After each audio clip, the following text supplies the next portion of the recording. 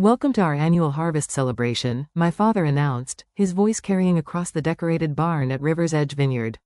Today marks an exciting new chapter in our family's legacy. We're thrilled to announce that Andrea, fresh from completing her MBA, will be taking over as CEO.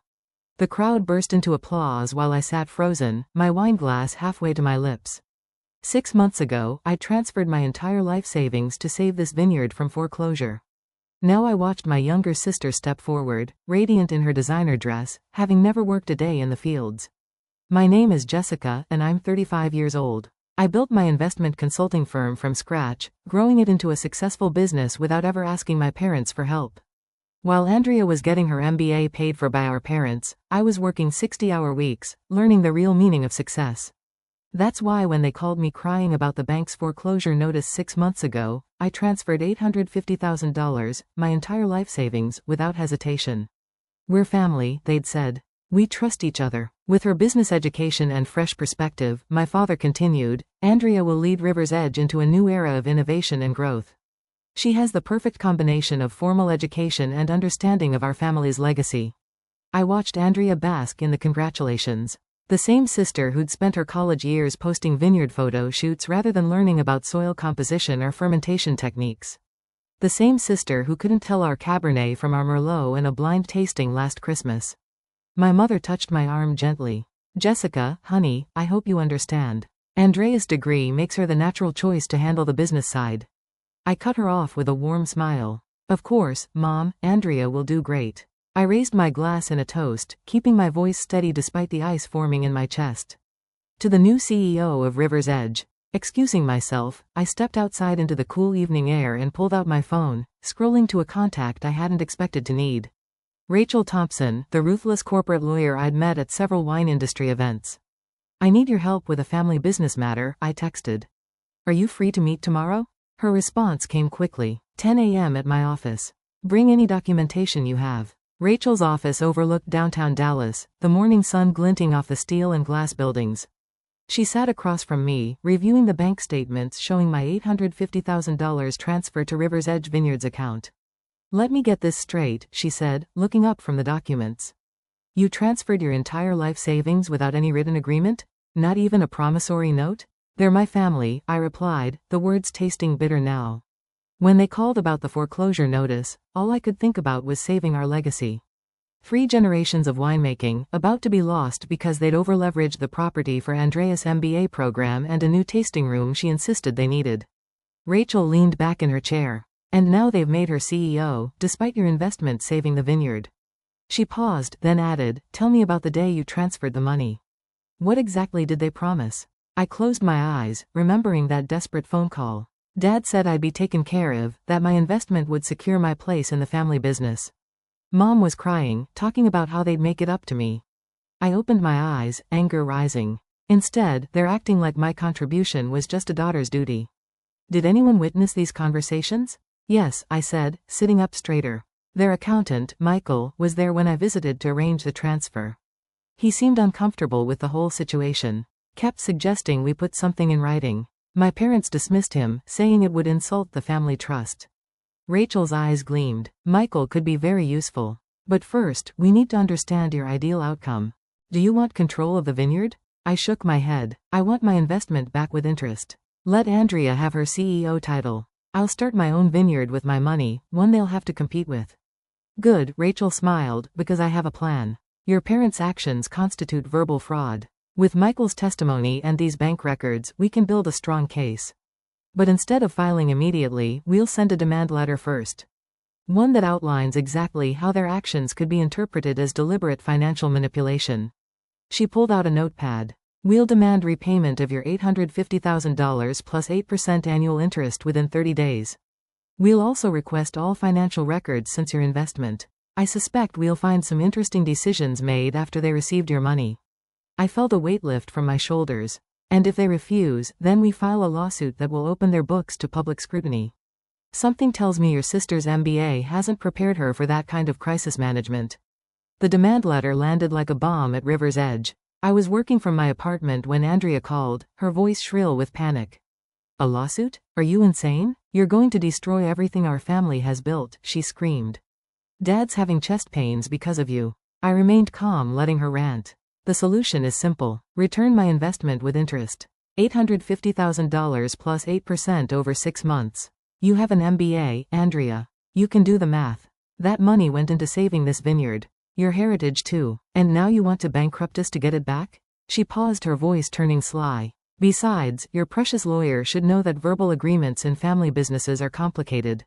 You can't prove anything. I smiled, though she couldn't see it. Actually, I just got off the phone with Michael. Remember him? Your accountant? He's given a sworn statement about the day I made the transfer. About how he advised putting our agreement in writing. And how Dad promised me a secured place in the business. The line went silent for a moment. Then, hold on. Dad wants to talk to you. My father's voice came through, strained and angry. Jessica, what are you doing to us? After everything we've done for you? Everything you've done for me? I cut him off. Let's talk about that. While you paid for Andrea's education, her MBA, her car, her apartment, I built my own life. The only time I asked for anything was when you promised me a future here in exchange for saving the vineyard. We never promised you control. Andrea has the education for this. I'm not asking for control anymore. I interrupted again. I'm asking for my money back. Money you took knowing exactly what you planned to do with it.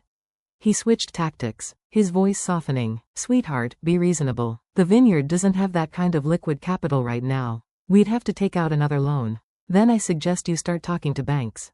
You have 25 days left before I file the lawsuit. And Dad? Every financial decision made since my investment will be scrutinized, including the new Mercedes Andreas driving and that vacation you and Mom took to Tuscany last month. I could hear muffled conversation in the background. Then Mom came on the line. Jessica, please, she begged, come over for dinner. We can talk about this as a family. We're not family right now, Mom. We're business associates in a dispute. Have your lawyer call Rachel with your response. I hung up, my hands shaking slightly. My phone immediately lit up with messages from relatives, ranging from angry accusations to pleas for peace. I ignored them all and opened my laptop, starting research on available vineyard properties in the next county. Soon, River's Edge would have some serious competition. The following week brought a revelation I hadn't expected. Michael, the accountant, called me for coffee. His voice tense with urgency. We met at a quiet cafe away from the vineyard, and he arrived clutching a thick folder. There's something you need to see, he said, glancing around nervously before sliding the folder across the table. I've been reviewing the book since your investment came in. The numbers, they don't add up. I opened the folder to find detailed financial records. Michael pointed to several highlighted entries. Your $850,000 didn't just save the vineyard from foreclosure. It also funded a series of personal expenses that were logged as business costs. The new Mercedes listed as a delivery vehicle, the Tuscany trip, market research. Even Andrea's MBA had portions backdated as employee education expenses. My hands tightened around my coffee cup. They used my investment for all this. Michael nodded grimly. There's more. 2 weeks before they announced Andrea as CEO, they registered a new company, River's Edge Holdings LLC. They've been quietly transferring vineyard assets to this new entity, the original vineyard company, the one you invested in. It's being hollowed out. The realization hit me like a punch to the gut. They weren't just dismissing my contribution. They were actively working to ensure I couldn't claim anything. The vineyard I'd saved would soon be an empty shell. Your lawyer needs to see this, Michael said, his voice dropping lower. But you didn't get it from me. I'm looking for a new job already. I can't be associated with this kind of financial manipulation. I reached for my phone to call Rachel, but it buzzed first with a text from Andrea. Family meeting tonight. Don't bring your lawyer. Last chance to fix this like family. I showed Michael the text. He shook his head. They must have figured out I was looking into the records. They're going to try to convince you to back down. Or threaten me to, I replied, remembering similar family meetings from childhood when Andrea had gotten into trouble. Our parents had always found a way to shift the blame, to make me the unreasonable one for not protecting my sister. I texted back. Any discussion needs to happen with lawyers present. Andrea's response was immediate. Your choice. But don't come crying when this gets ugly. I called Rachel and sent her photos of Michael's documents. Her sharp intake of breath told me everything. This is exactly what I was looking for, she said. They've committed multiple financial improprieties. We're not just talking about a civil suit anymore. This could lead to criminal charges. I don't want them in jail, I said quickly. I just want my investment back. Then we use this as leverage. I'm drafting an amended demand letter now. Instead of 30 days, they have 48 hours to either return your money with interest, or face an investigation that will involve the SEC. The choice is theirs. After hanging up, I sat in the cafe long after Michael left, staring at the damning documents. Part of me felt guilty for what this could do to my family. But another part, the part that remembered every dismissal, every time they'd favored Andrea, every sacrifice I'd made to help them, felt a grim satisfaction. My phone kept buzzing with increasingly frantic messages from my parents and sister. I ignored them all and opened my laptop, pulling up the real estate listing I'd been eyeing. The Marshall Creek property, 200 acres of prime vineyard land just across the valley from River's Edge. Perfect soil composition, excellent sun exposure, and most importantly, a clear view of my family's vineyard. The amended demand letter hit harder than a hailstorm on harvest day. I was in the middle of a virtual tour of the Marshall Creek property when my father burst into my apartment, waving the letter like a white flag of surrender. "Criminal charges," he wheezed, his face red. "Your own family? I raised you better than this." I minimized the browser window showing Marshall Creek's south-facing slopes. "Did you raise me to accept being robbed? Because that's what you did. Took my $850,000 and used it for luxury cars and Italian vacations while plotting to lock me out of the business." "We never meant," he started, but I cut him off. "Save it. I've seen the financial records, the new LLC, the asset transfers, everything. You didn't just betray me. You tried to make sure I couldn't fight back." I stood up, my voice steady. "You have 40 hours left to return my investment with interest, or Rachel files everything with the SEC." His face went from red to pale. "You destroy your sister's future? She just started as CEO. Andrea's future?" I laughed bitterly. "What about mine? I earned that money while she was posting Instagram photos from business school. Money you promised would secure my place in the family business. We can still work something out," he pleaded. "Maybe Andrea could share the CEO position? A co-leadership arrangement?" I shook my head. "I don't want to share leadership with Andrea. I want my money back. Every penny plus interest. Then you'll never have to worry about me competing with your precious CEO again." His eyes narrowed at the word competing. "What does that mean?" Just then my phone buzzed. It was the real estate agent handling Marshall Creek. Perfect timing. I answered on speaker. "Hi, Jessica. Great news. The owner is very interested in your offer. They love your vision for expanding the vineyard's production. When can you meet to discuss terms?" I watched my father's face crumple as realization dawned. Marshall Creek wasn't just any property. It was River's Edge's main competition back when my grandfather ran things. Their wine had consistently won more awards until the owner retired and let the vines go fallow. "You wouldn't," he whispered. "Wouldn't what? Start my own vineyard? Use my expertise to compete with the business that stole from me?" I learned everything about winemaking from Grandpa Dad. Everything. While Andrea was studying business cases, I was studying soil samples and weather patterns. "Your grandfather would be ashamed," he said, trying one last emotional jab. "No, he'd be proud. Proud I'm not letting you and Andrea destroy his legacy with your greed." I turned back to my laptop. "Now if you'll excuse me, I have a property to buy." Tick-tock on that 40 hours. He left without another word, slamming the door behind him. Within minutes my phone exploded with messages from Andrea. "How dare you threaten Dad like this? You're just jealous of my success. Mom's crying because of you." I blocked her number and returned to the Marshall Creek listing. The property needed work, but I could see its potential. More importantly, its premium grapes and higher elevation would let me produce wines that would directly compete with River's Edge's bestsellers. My phone buzzed again. "Rachel this time. They're scrambling," she reported. "Just got a call from their lawyer. Looks like they're trying to secure an emergency loan." I smiled. Either way, I won. Either I got my money back or I got Marshall Creek. And River's Edge would learn what real competition felt like. With 12 hours left on the deadline, my mother showed up at my office. She carried a thick manila envelope and wore the same expression she'd used whenever playing peacemaker between Andrea and me as children. "Your father's had to be sedated," she said, sinking into the chair across from my desk. His blood pressure was through the roof. "Are you happy now?" I kept my face neutral. "What's in the envelope, Mom?" She slid it across my desk.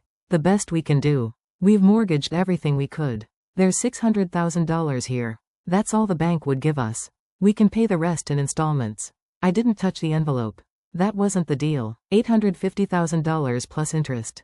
All of it, or Rachel files tomorrow morning. "We don't have it," she snapped, her peacemaker facade cracking. "Andrea's been calling every bank in Texas. No one will give us more without wanting to audit the books, and you know we can't allow that now."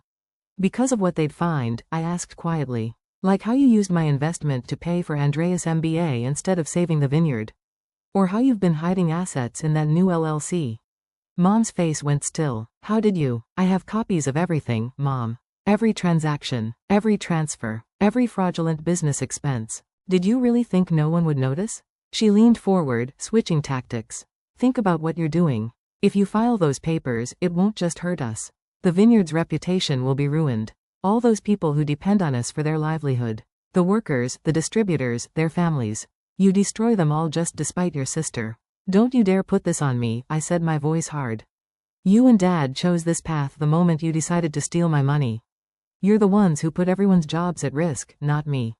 We didn't steal, she began, but I cut her off. Let me show you something. I turned my laptop around, displaying the Marshall Creek property listing.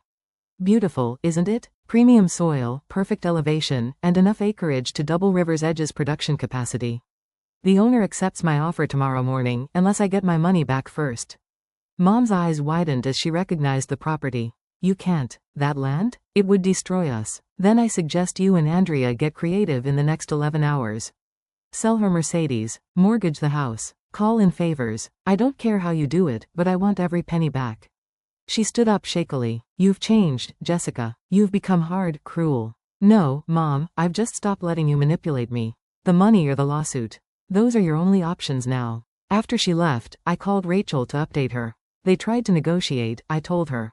Offered partial payment. Stay firm, she advised. From what I'm hearing, they're desperate. Their lawyer's been calling banks all day. Just then my email pinged. A new message from the Marshall Creek realtor. Owner eager to close. Can meet first thing tomorrow to sign papers. I smiled and wrote back confirming the meeting. Then I texted Andrea. 11 hours left. Tick-tock. Her response came immediately. You're making a huge mistake. Dad's lawyer says we can tie this up in court for years.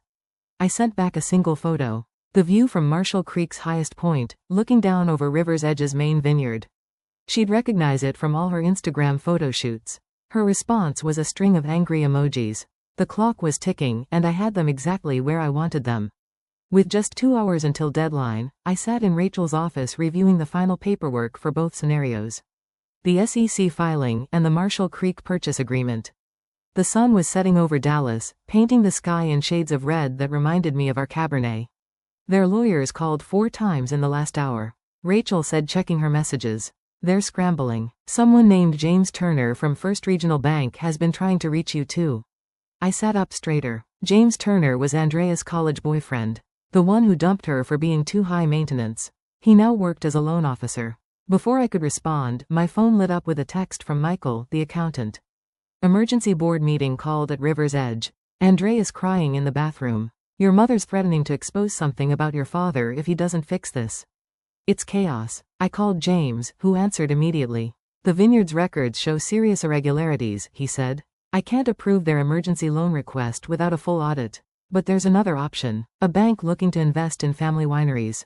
They'd require full transparency, but your parents would get more than just a loan.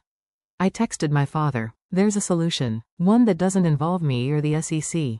Call James Turner at First Regional. You have 90 minutes. Andrea's response came instantly. You think some bank taking over is better than family? You're destroying Grandpa's legacy. I thought about our grandfather, about the hours he'd spent teaching me about the vines while Andrea played on her phone. His last words echoed in my mind. The grapes don't care about fancy degrees, Jesse. They care about love and hard work. 1 hour left, Rachel said quietly. What now? With 30 minutes left, Michael's updates became more frequent. Your father's reviewing documents with the bank. Andreas called 3 different loan officers. Your mother's gone through half a box of tissues. I kept my phone close, waiting. The $850,000 wasn't just about money anymore. It was about making them face the consequences of their actions. Rachel worked quietly across from me, preparing both sets of paperwork. Then my father's number appeared on my phone. The bank wants full control of financial decisions for 5 years, he said, his voice rough. Plus 2 board seats, we'd be answering to strangers. Better strangers than thieves, I replied coldly. 20 minutes left. If we do this, if we let the bank take over, will you drop everything else? No SEC, no competing vineyard? I leaned forward. Sign with the bank, repay my investment with interest, and I'll walk away. You'll never have to worry about me competing with precious Andrea again. He was quiet for a long moment. Your mother thinks we should call your bluff. Says you won't really file with the SEC, that you're too soft. 15 minutes to find out, I said. Tick-tock. I hung up and turned to Rachel. Get the SEC paperwork ready. But before she could reach for the file, my phone buzzed with an email from James Turner. Subject line, document signed. The attached file showed my parents' signatures on the bank agreement, along with a transfer confirmation for $850,000 plus interest to my account. Looks like they chose survival over pride, Rachel said. I nodded, already pulling up the real estate agent's number. The vineyard across the valley from Marshall Creek was for sale too. Better water rights, lower price. 2 months later, I stood on my newly purchased property, Sunset Valley Vineyard, with its perfect western exposure and rich soil. The view of River's Edge across the valley was just a bonus. I'd used the returned $850,000 as a down payment, with investors eager to back my venture after hearing my plans. Michael had resigned from River's Edge the day after the bank took over, and I'd immediately hired him as my CFO. Andrea's having a meltdown, he reported, checking his phone. The bank rejected her proposal for a new tasting room, said something about unnecessary expenses and focusing on wine quality.